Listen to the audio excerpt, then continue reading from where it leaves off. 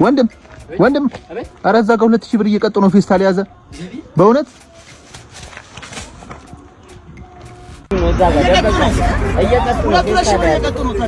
ተከለከለ አይደለም ፖሊስ እስከታች እንደዚህ አዲስ አበባ ውስጥ ያያስ ፌስታል ተብሏል መልካም ቀን ፖሊስ ሰላም ጤና ይስጥልኝ በመላው ዓለም የምትገኙ ውድ የኢትዮጵያ ቤተሰቦቼ ሰላማችሁ ብዝት ይበል እያልኩኝ እንግዲህ ትኩስ ነገር ከዚህም ከዛም ለእናንተ ይመቻል ብዬ ያሰብኳት ነገር እንግዲህ ይዤላችሁ መጥቻለሁ ማለት ነው። ያው እንደተለመደው እንግዲህ በየጊዜው የተለያዩ አይነት ወቅታዊ ነገሮች ቢኖሩ አንዳንዶቹን ትንሽ ዘለል እናደርጋለን። ትንሽ ፈጠን ያሉ ነገሮች ስለሚመጡ ባለፈው ሳምንት እንግዲህ ታስታውሱ እንደሆነ በዚህ በፌስታል ጉዳይ ብዙ ሰዎች ብዙ መነጋገሪያ አድርገዋል። በጣም የሚያሳስቁ ነገሮች እና አንዳንድ ሰዎች ደግሞ ከግንዛቤ ማጠር የተነሳ በጣም የፍርሃት ሁኔታ ሁሉ ተፈጥሮ ነበርና እቺን ነገር ለምን እንደዛሬ አላቀርብላችሁም ብዬ እንግዲህ እሷን አዘጋጅቻላችኋለሁ ማለት ነው። እስቲ እንግዲህ ሰብሰብ ያለችዋን ነገር ዘና ፈታ ብላችሁ እቺን ነገር አይታችሁ የራሳችሁን ኮሜንት ስጡ። ከወደዳችኋት የተለመደችዋን ላይክ፣ አዲስ የሆናችሁ ደግሞ ሰብስክራይብ አድርጉ እያልኩኝ ቀጥታ ወደ ፕሮግራሙ ልጓላችሁ። መልካም ጊዜ ይሁንላችሁ።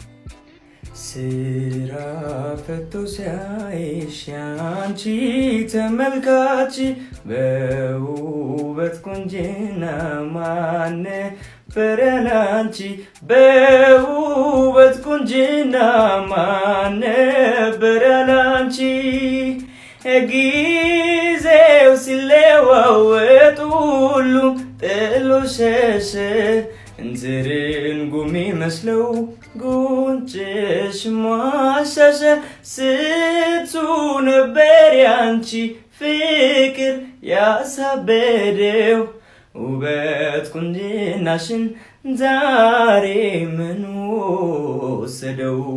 እየመጡ ነው።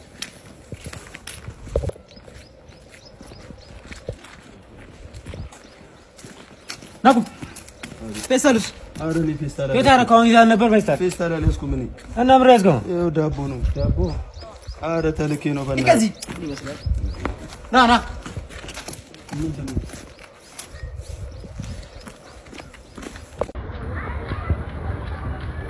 ሞአባ እንዴት ነሽ? ዋናው እስኪ አንድ እንጀራ አርጊልኝ እዚች ላይ እንዴ ምንድነው ይሄን በሚያክል ዕቃ እንዴ ገደ ነው በዚህ ነው ሌላ ታዲያ በምን ልትሰራ ለፌስታል ይሻለ ኧረ እባክህ አንድ እንጀራ ገዝቼ 5020 ብር ልክፈት በላርገው አርገው እንግዲህ ቶቶ ያስተካክሏል በቃ ሂሳቡን ትራንስፈር አረግላለሁ እሺ ቻው አራ አጭ ይሄ አሽከርካሪቱ ስንት ብር ነው? 20 ብር አንዱ ነው?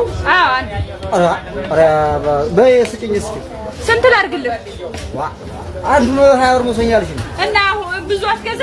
አራ አንዱ ነው የሚፈልግ ለምን? አይ በዛርጎ እንጃ ቆይ አራ ፌስታል ወዲያ አራ ወዲያ አራ ዝም ብለህ ያዘው ወዲያ እና በምን ልሰጥ ነው?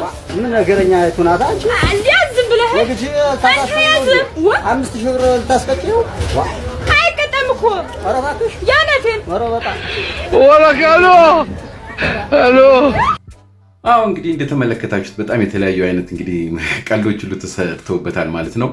አዎ ልክ ነው። በጣም ያሳዝናል፣ ይከብዳል። ከዚህ ካለው ኑሮ ውድነትና በአጠቃላይ እንግዲህ ቅጣት ሲባል የኛ ህብረተሰብ ያው ሁላችንም እንደምናውቀው ይከብደናል። ምንም ነገር ተለምዶም ስለማይታወቅ የዚህ ያህል ኃይለኛ ቅጣት የተለያዩ አይነት ነገሮችን እየተፈጠረ እንዳለ ሁላችንም ታውቃላችሁ። እንግዲህ በተለያዩ አይነት ተቋማት ያሉ ድርጅቶች የራሳቸውን የሆነ ህግና ደንብ ያወጣሉ ማለት ነው። ከዚህ መሃል አንዱ እንግዲህ ይሄኛው የጽዳት ጉዳይ ስለሆነ ነው እንግዲህ እንደዚህ አይነት ቅጣቶች እንግዲህ ከፍተኛ የሆነ ዋጋ ይወጣባቸው ማለት ነው። ሁለተኛ ነገር እነዚህ ላስቲክ ምናምን ነክ ነገሮች በመላው ዓለም ላይ እንግዲህ እንዲጠፉ እየተፈለገ ስለሆነ የኢትዮጵያ መንግስት እንግዲህ ይሄን ነገር ሊያደርግ እንግዲህ ተፈልጓል፣ ሞክሯል። በዚህ ምክንያት እንደዚህ አይነት ህግ ወጥቷል ማለት ነው እና በዚህ ምክንያት ሰዎች ትንሽ ተደነጋግረዋል። እስቲ ሌሎች ደግሞ ምን እያሉ ነው ያሉት የሚለውን ደግሞ ትንሽ ላሰማችሁ። አሁን የደረሰን መረጃም የባለገመዱን ኤርፎን ሲጠቀም የተገኘ ማንኛውም ግለሰብ ከ1000 እስከ 1500 ብር ድረስ ቅጣት እንደሚኖረው ተገልጿልም። እንዲሁም ግራኝ ሆኖ የተገኘ ማንኛውም ሰው እስከ 2000 ብር ድረስ የገንዘብ ቅጣት እንደሚኖርበት አሳውቋልም።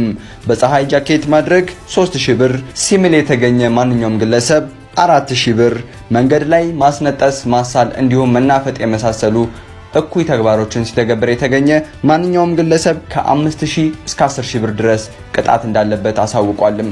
እንዲሁም ስልኩ ከ20% በታች ሆኖ የተገኘ ግለሰብ እንደየስልኩ ብራንድ ከ10000 እስከ 20000 ብር ድረስ ቅጣት እንደሚኖርበት አሁን የደረሰ መረጃ አሳውቋልም። ይህን መረጃ ይዤላችሁ የቀረብኩት እኔ ናሆም። ተግባራዊ ሆኗል እንዴ? ተግባራዊ ሆኗል። አሁን ነው ፌስታል ማለት የዛሬ ነው ያደርገውና ጥላ ከያዝን የሰውነታችን ቅርጽ እንዳይታይ ይከለክላል እያልን የከተማው ቆነጃጅቶች መንገድ ላይ ዝናብ ሲዘን አናታችን ላይ ጣል በማድረግ ጸጉራችንን ከመበስበስ እንታደግበት ነበር። ፌስታል የከተማችን ታክሲ ሾፌሮች ከሚኒው ቤት ደርሼ ሻወር ወስጄ አረፍ ብዬ ምሳ በልቼ ልብሴን ቀይሬ እያሉ በሚወዛገብ ተሳፋሪ ከኋላቸው ጭነው የናዝመራ ሽሮን ቴካዊ ያጣጣሙ ተቆድሰውባታል። ፌስታል ወፈር ደልደል ብላ ቦርጽ ስታወጣ ደግሞ ኩርቱ የሚል ማዕረግ ሲሰጣትና እገሌና ገሌ የሚባሉ እስረኞች ከእስር ቤት ተፈቱ ከሚል ዜና ምስል ስር ሳምሶናይት በመያዝ የምናውቃቸው ግለሰቦች ልብሳቸውን ሸክፈውባት እናይ ነበር። ፌስታል ታዲያ ሰሞኑን ይህች ወዳጃችን የኛ የወዳጆቿን ኑሮ ሳይቀየር እሷ ስሟ ተቀይሮ ሚሊኒየም የሚባል መጠሪያ ማግኘቷ እየሰማን ነው። እኛና እሷን ሞት ነው የሚለየን እንዳልተባባል እሷን ይዞ የተገኘ 2000 ይከፍላል መባሉ ነው ሚሊኒየም የሚል ስም ያሰጣት። 2000 ሚሊኒየም ወይ ፌስታል! አዲሱ አዋጅ ፌስታል መጠቀምን መከልከሉን የሰማ አንድ ወዳጄ እሰይ ጫት ቀን ወጣለት ሲል ተናገረ። እንዴት ብዬ በመገረም ብጠይቀው እንዲህ ሲል መለሰልኝ። አስበው እስኪ በእኛ ደረጃ እንኳ በትንሹ ወጪ 600 ብር ይወጣበታል። ከለውዝና ውሃ ጋር 660 ብር የገዛኸውን ጫት በአንድ ብር ፌስታል ስትይዘው አስበኸዋል? ይሄ እንግዲህ እነ ላይ ቤት በ3000 ብር የሚገዙትንም ጫት ይጨምራል። የጫቱን ክብር ማሳጣት እኮ ከዛ ነው የሚጀምረው። እንደምታውቀው ደግሞ ያላከበርኩ አያከብርህም ያዋርድሃል እንጂ። ለዛ እኮ ነው ቅመነውም ደስ የማይለን። ለዛ እኮ ነው በዘበዝ የሆን ነው። ከዚህ በኋላ ሁላችንም ሳምሶናይት ይዘን እንንቀሳቀስ፣ ክብር ለሚገባው ክብር እንስጥ አለኝ። ሁሉም ሰው በተለያዩ አጋጣሚዎች የሚፈጠሩ ክስተቶችን ራሱ ከሚወደው ነገር ጋርና ከራሱ የዕለት ተዕለት ሕይወት ጋር የሚያገናኝበት መንገድ ይገርመኛል። ፍየል ወዲያ ቅዝምዝም ወዲህ። ጸሐፊና ተራኪ ሂዳ የገጠር ልጅ ቅዱስ። ሰላማችሁ ይብዛ። አዎ እንግዲህ እንደምታዩት በጣም ቀላል ያልሆነ እንግዲህ ማስታወሻ የሚጥል ነገር ነው። እንግዲህ ሁላችንም እንደምናውቀው ብዙ አይነት ስራ ስትሰራ ነበር እቺ ፌስታል ማለት ነው። ነገር ግን ሁላችንም የዘነጋነው ነገር ምንድነው? በህይወት ዘመናችን ያለሱ ያልተጠቀመ በዘንብሊም ሆነ በሌሎች ነገሮች ያልተጠቀመ ህብረተሰብ የለም። ለምን? ፌስታል በተለይ ለኢትዮጵያውያን በጣም 10 ዓመታት 20 ዓመታት ነገሮች ውስጥ የመጣ እንጂ በፊት ያልነበረ እንደሆነ ሁላችንም እናውቃለን። እንዲሁም በቃ ፌስታል እንደ ውበት የሚያዝ እንደነበረ ሁላችንም ደግሞ የምናስታውሰው ይመስለኛል። ለምን? በጣም በየቦታው የሚገኝ አልነበረም። አሁን እቺ የመጨረሻዋ ስሷ ፌስታል ነች። እንግዲህ እንደዚህ ስትበረክት ሰዎች ሌላ መያዣ ትተው ወደሱ የገቡት እንጂ በፊት የጨርቅ ዘንቢል ወይም እንደገና የተለያዩ አይነት ነገሮችን በመጠቀም ነበር ህብረተሰቡ ዕቃ እያመላለሰ የነበረው። አሁን እንግዲህ በዛ ምክንያት እንግዲህ ክብር ተሰጥቷት የዚህን ያህል ደረጃ ደርሳ እንግዲህ እንደዚህ ሁላችንም እንደ ማስታወሻነት እያየናት ነው። የሚገርም ነው፣ በጣም የሚገርም ነው ማለት ነው። እስቲ ስለ ህጉና በአጠቃላይ ስለወጣው ነገር ደግሞ እንደው ጠቅለል ያለ ግንዛቤ እንዲኖራችሁ እችን ነገር ደግሞ ስሙ።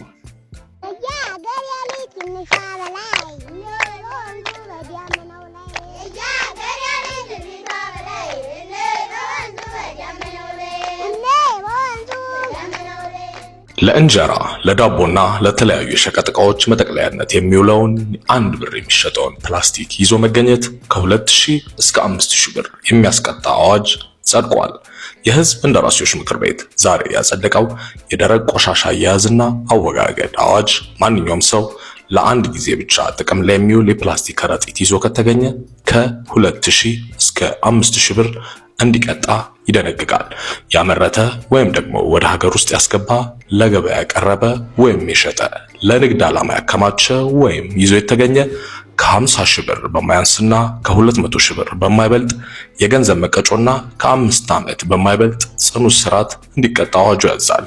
አዋጁ ማንኛውም ሰው ከመኖሪያ ቤቱ ድንበር አንስቶ እስከ 20 ሜትር ድረስ አካባቢውን የማጽዳት ግዴታን ያስቀምጣል።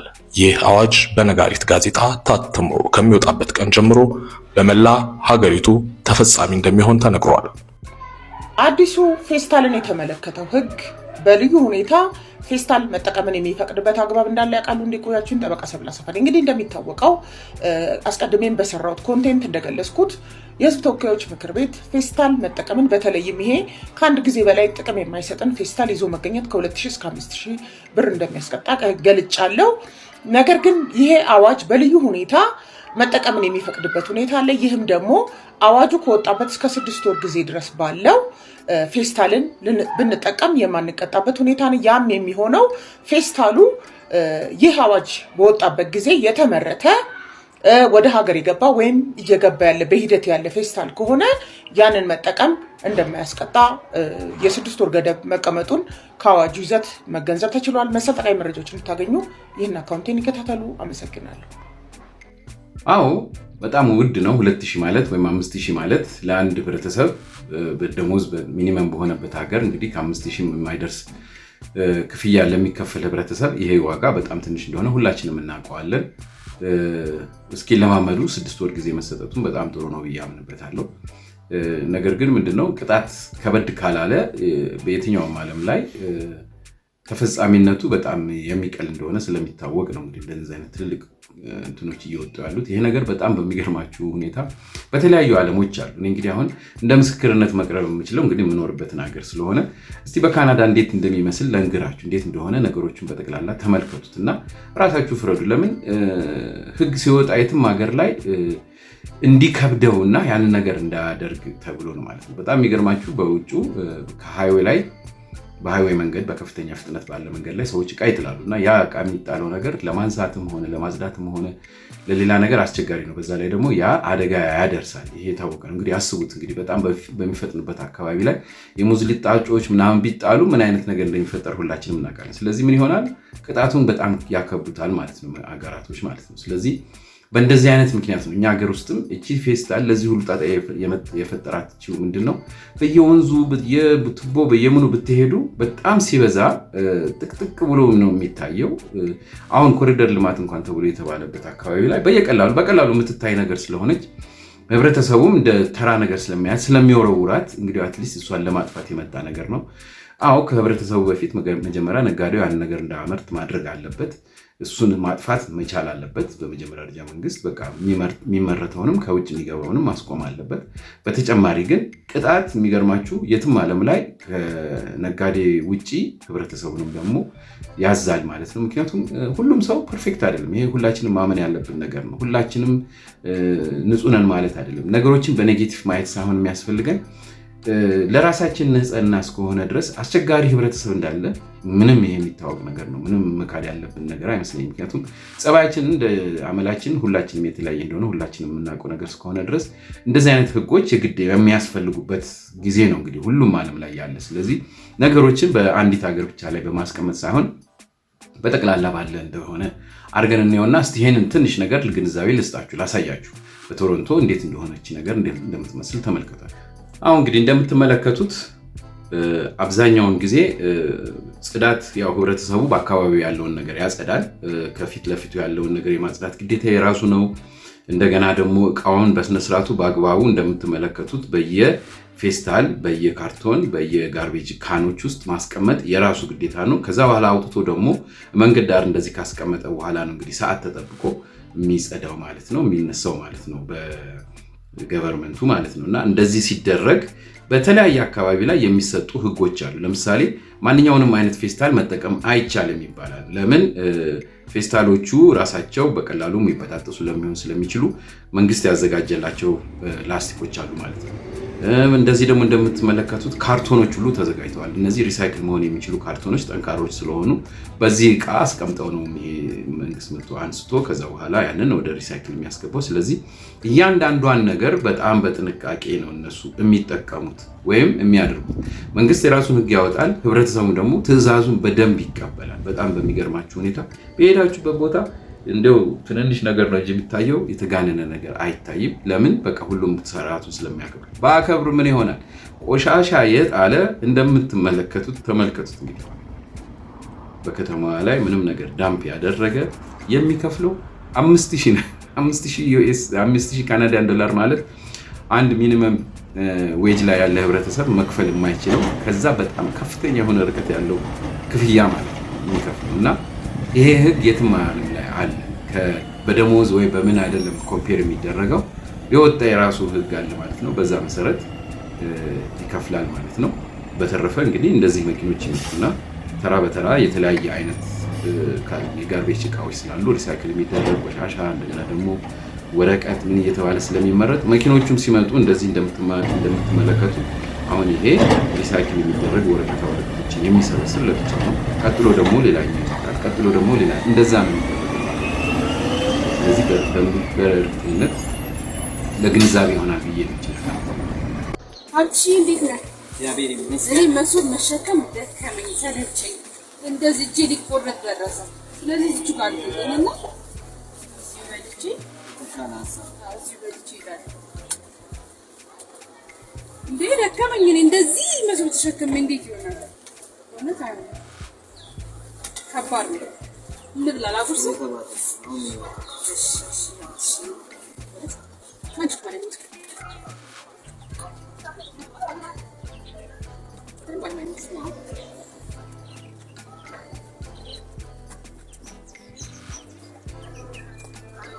እንዲህ ካልሆነ አልቻለም። ማን መስሎ ይሸከማል እንዴ? እንደዚህ እየመጣል ነው እንጂ አባ አቤት። አንድ እንጀራ አስጥተኝ። እሺ እሺ። ስንት ላድርግልሽ? አንድ አይደለ ቶቶቶ አረ ፌስታል እና አረ በቃ 5000 ብር ማን ይቀጣል? ዞር በል ሰውዬ። በይው በዚህ አድርግ። የምሬን ነው። አዎ አንድ እንጀራ ነው እዚህ ላይ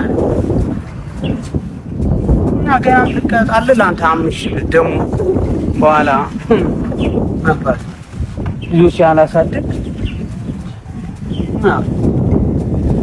ጋሽ እንደዚህ ዳር አረ አርቀው እዚህ ላይ እሱ አታስ ወደዛው ስድ አረ ዞር በል በቃ አረ ምንም ጊዜ ምናምን የለ። ተወኝ እባክህ። ይኸው አባት ገናም ደግሞ ሊያስቀጣኝ። አይ ፌስታል ወይ ወዲሽ ፈላ አልዳፋክበት ጊዜ ዘመን ስንቱን ያሳያል ከኋላ ካለው በቴ ዛሬ መኖር ደግለው። አዎ እንግዲህ መኮሙኩ መቀለዱ ጥሩ ነው። ነገር ግን ህግን ማክበር የሁላችን ግዴታ እንደሆነ እንግዲህ በደንብ እንደምትረዱት እርግጠኛ ነኝ ማለት ነው።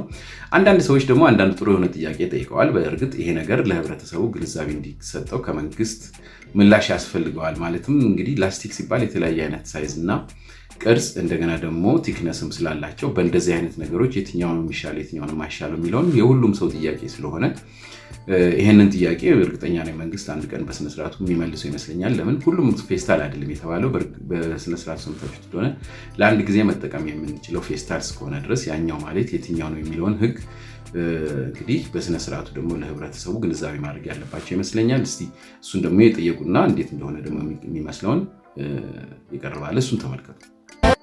ሰሞኑን በጸደቀው የፌስታል አጠቃቀም ህግ ዙሪያ ላይ እኔ ያልገባኝ እንደራሴ ያልገባኝ ጥያቄዎች አሉ። እንደ ማህበረሰብም ሊሆን ይችላል።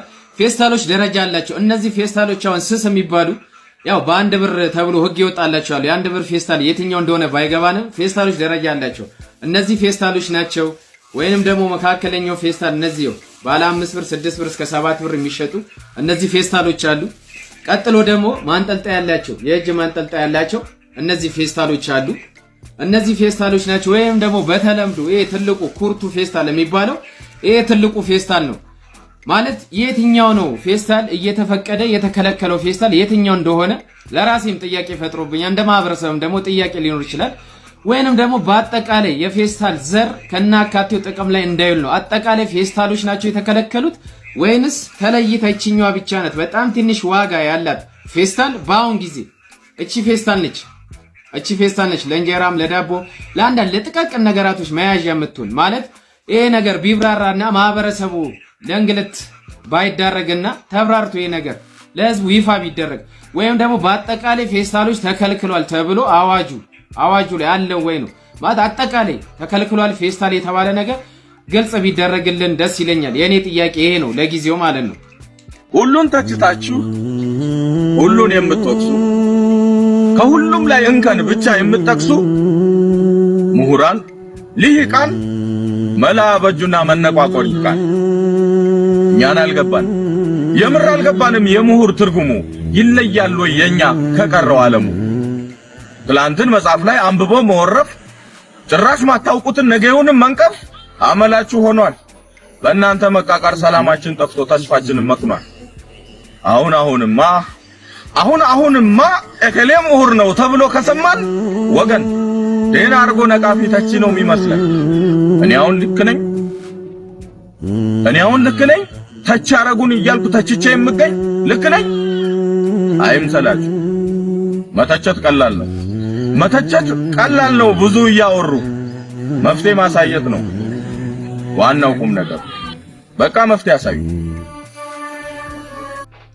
እንግዲህ በእውነት ገጣሚም ጥሩ የሆነ ትምህርት ነው የሰጠን በእርግጠኝነት ይሄ ነገር ለዚህ ለአሁን ላለው ጉዳያችን ራሱ በደንብ ተግባር ምላሽ የሚሰጥ ይመስለኛል ወይም ሁላችንን የሚያነቃ ይመስለኛል ለምን እንደምታውቁት እንግዲህ ብዙ ጊዜ በሚዲያ ላይ የሚሰማ ለተፈጠሩ ነገሮች በሙሉ ተቃራኒ የሆነ ምላሾችን እንሰማለን ወይም ሰዎች ሲከራከሩበት እንሰማለን መከራከር ጥሩ ነው የታወቀ ነው ነገር ግን ምሁራን የተባሉት ራሳቸው ሲስቱ ይታያሉ የአንድን ነገር ውጤት ብቻ ለማየት ወይም በአንድ ሳይድ ብቻ በማሰብ የሚፈጠሩ ጥያቄዎች አሉ ነገር ግን ማንኛውም ነገሮች ሲካሄዱ የሚካሄዱት ለህብረተሰቡ ጤንነት ደህንነት እየተባለ እንደሆነ ማወቅ ይገባናልና በዚህ በፌስታል እንግዲህ እኔ አሁን ለመናገር የፈለኩት በዚህ በፌስታል የሚደረገው ነገር በእውነት ጠና እንደው ቁጭ ብለን በስነ ስርዓቱ ማጤን ያለብንና ነገሩን ተረጋግተን ያው ህግ ወጥቷል ለወጣው ህግ ብዙም ወደ ኔጌቲቭ ነገር ማሰብ ሳይሆን አትሊስት ያንን ነገር እንዴት ነገር አድርገን መጠንቀቅ አለብን የሚለውን ነገር ማሰብ ያለብን ይመስለኛል የራሳችሁን አስተያየት እንግዲህ ስጡበት እያልኩኝ ለዛሬ ያዘጋጀውላችሁ ፕሮግራም በዚህች እንግዲህ ተጠናቀቃለች ማለት ነው በተረፈ እንደምለው እንግዲህ ኮሜንታችሁ አይለኝ ላይክ አድርጉ አዲስ የሆናችሁ ሰብስክራይብ አድርጉ ቤቴን ሞላ አድርጉልኝ እላለሁ በተረፈ እንደተለመደችው አንዲት ነገር ጠጋ አድርጌ ልለያችሁ ማለት ነው መልካም ጊዜ ይሁንላችሁ በሚቀጥለው ጊዜ እስከምንገናኝ ደህና ሁኑ ወገንክን እርዳ አገርክን እርዳ ታቶሳት ታመምጅ ሳይታሰር ላገር ነው መቅደም ያለው ያሰማት ነው እናቴ መጣ ምትረዳ እናታችን ሲቆብያ እንደልባችን ታንፈሳ በርንበት እንደልባችን አውግተን ምንነው ባሶሳ እየሄደ እያመረተ የሚመጣ ጀግና እዚህ በገንዛ ወዳችን መከራም ያዳለብ እንዴት የመረረ ነገር ሆኖ ልሞትላችሁ ታላሳየኝ እዚህ ታላሳየኝ